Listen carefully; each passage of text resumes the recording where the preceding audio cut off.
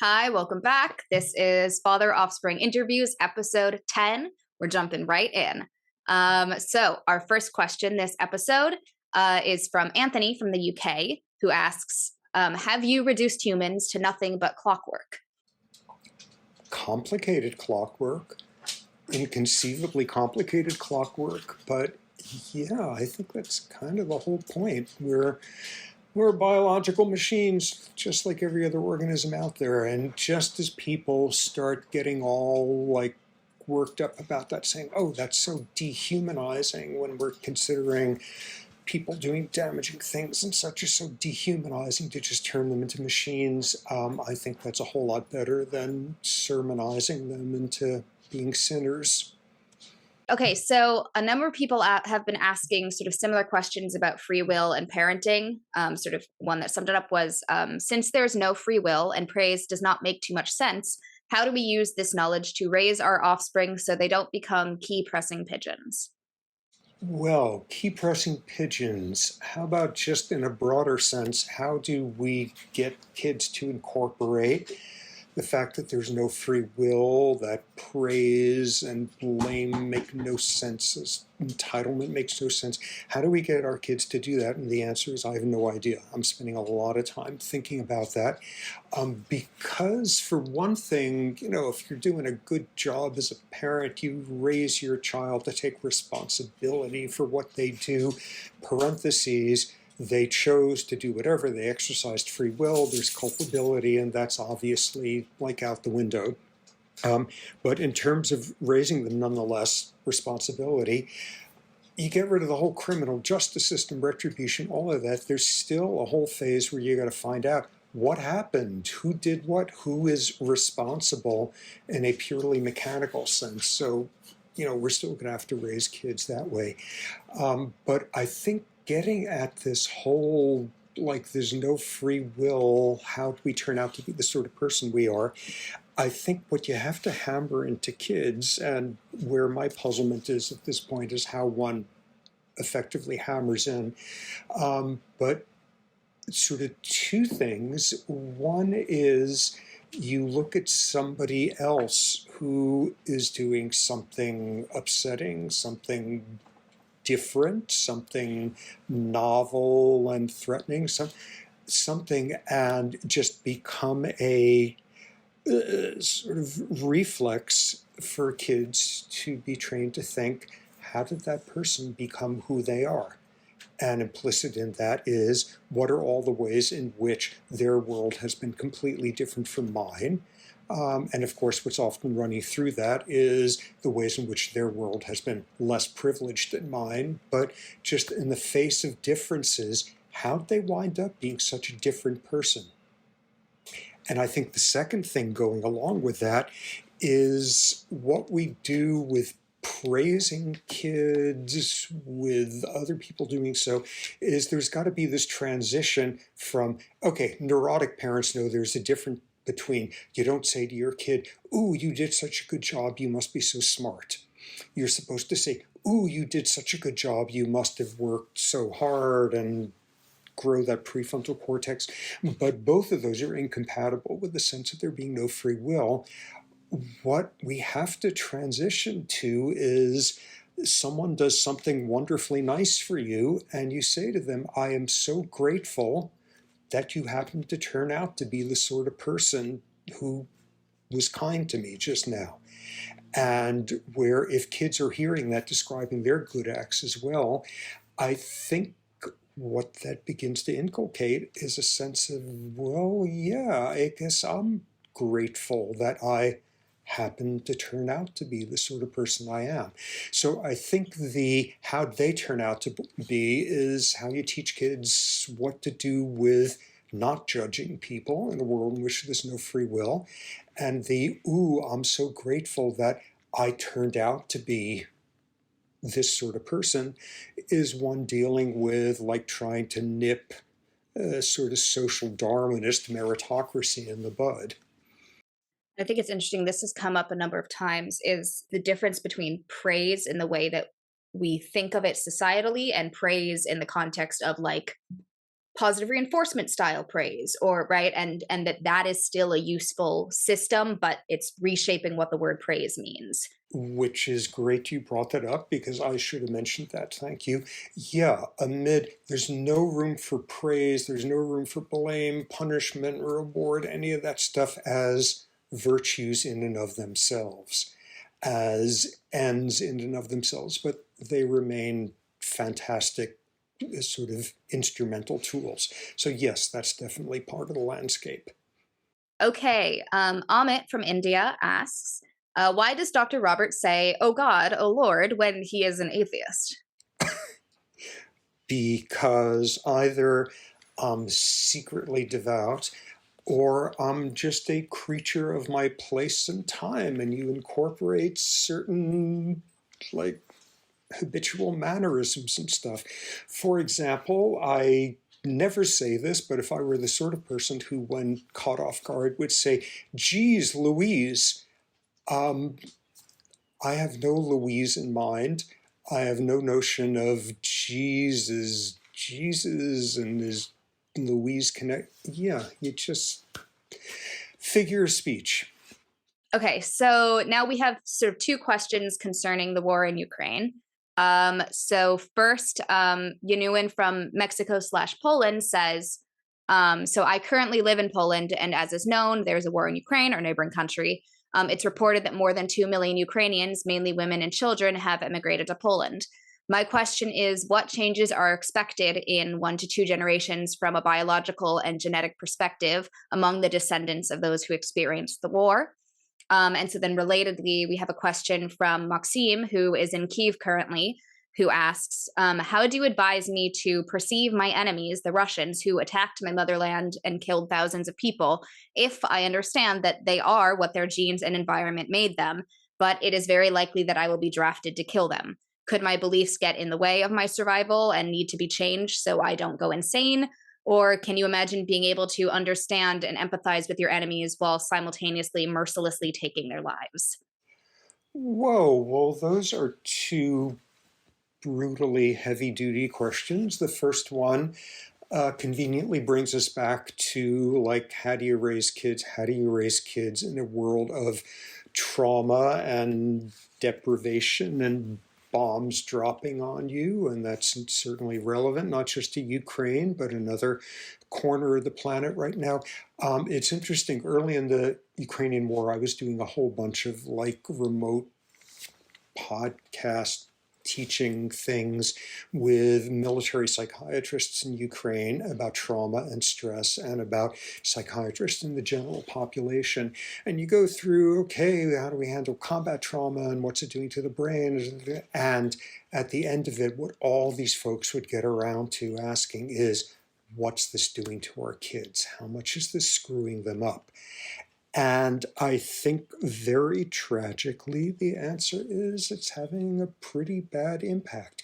Adversity early in life, there's a literature through the ceiling showing how it increases the likelihood of adult antisocial violence, adult mood disorders, addictive behavior, unsafe sex during adolescence, unstable relationships, all of that. And I think early life trauma, whether it is writ local in the form of an abusive parent, or whether it's writ grand on the scale of like an abusive neighboring country that's destroying your world, I think this is going to have a very bad impact.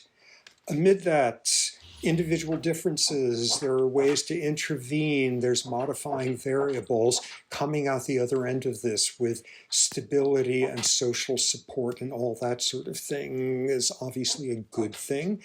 Early life adversity and risk of depression, for example, an adult mediating factor is social support. So all the obvious stuff, if you have had unspeakably bad luck as a child coming through this war, the outcome is likely to be better if your luck is a whole lot better afterward. In terms of the question of whether it becomes multi-generational, this is a whole world now of non-genetic transmission of traits multi-generationally. And this is one which was first shown.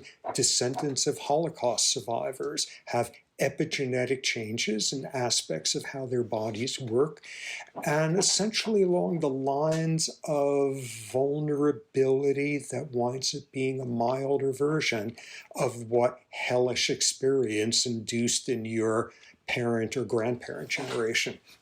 For people who study it, there's two mechanisms that get attention for multi-generational transmission of traits. The better studied one is behavioral. Early life trauma causing epigenetic changes in your brain, and as a result, you behaviorally, psychologically become a different sort of adult than you would have been otherwise, and of a type that replicates this phenotype in your offspring. And thus they grow up replicating the phenotype, bringing about the epigenetic changes in your developing child, so that as an adult, they will have some of those traits and thus be likely to pass them on. And that's basically a way of describing the pathology of cultural transmission. You raise your children so that they will grow up to epigenetically have the same sort of brain that you do to pass it on. The much less understood mechanism for it is epigenetics can actually cause changes in eggs and sperm.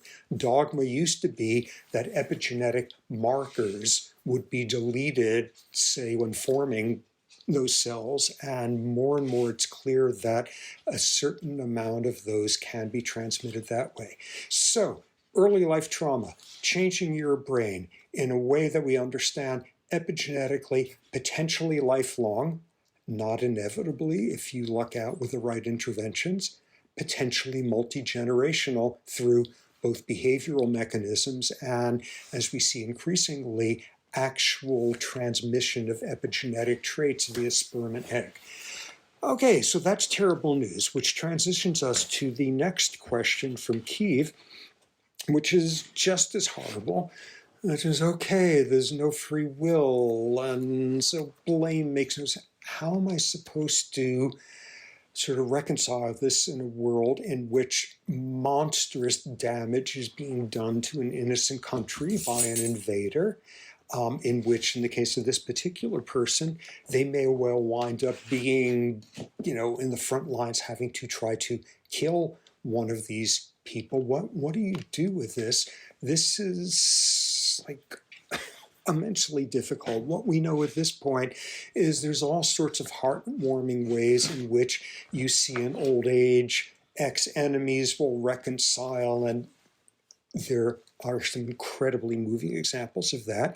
More powerfully, for my money, there's examples where combatants at the time that they are combatants wind up with ways of, in a sense, developing truces, bottom-up truces, best studied during World War I, during the trench warfare. Famously, the Christmas Truce of 1914, where top-down, the powers that be said, we are going to have a truce during Christmas dinner across the trenches and go collect your dead. And famously, the soldiers refused to go back to fighting for hours or days afterward, intermingled in no man's land in between. But in some ways, even more amazingly, examples of spontaneous emergence of truces across the lines. They're ones that are like miraculously interesting examples of self-organizing emergent systems that figure out how to not actually try to kill each other.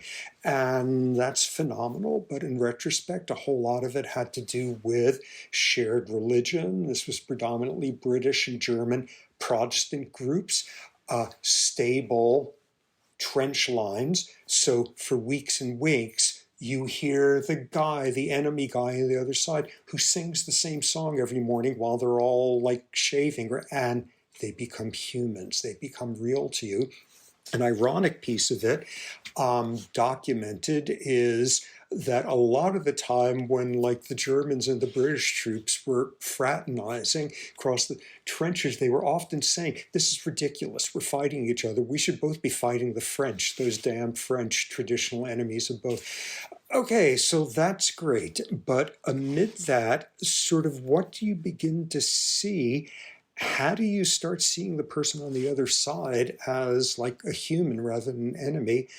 Another observation that came out of World War I is you looked at the letters soldiers, trench warfare soldiers were writing home, the ones who were in the trenches, as opposed to the ones who were doing infrastructure support or the ones even further behind with the artillery. And what you would see is the further people were from the trenches, the more likely they were writing letters filled with jingoistic, propagandistic crap, and we Brits are trying to do in the Kaiser, and you looked at guys in the front lines, and none of them were writing stuff like that.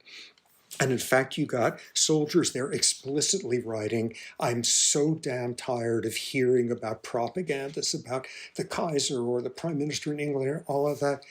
Like the guy across the trenches is another guy like me, and he's brave, and all he wants to do is go back to their family, and I'm so damn sick of this propaganda.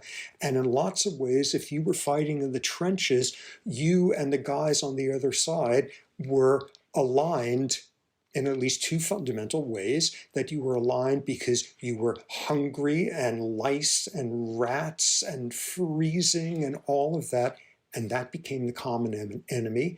And when looking at a lot of these spontaneous truces that formed, very frequently the other common enemy were the officers, who would show up and say, unless you start shooting for real, I will shoot you right now.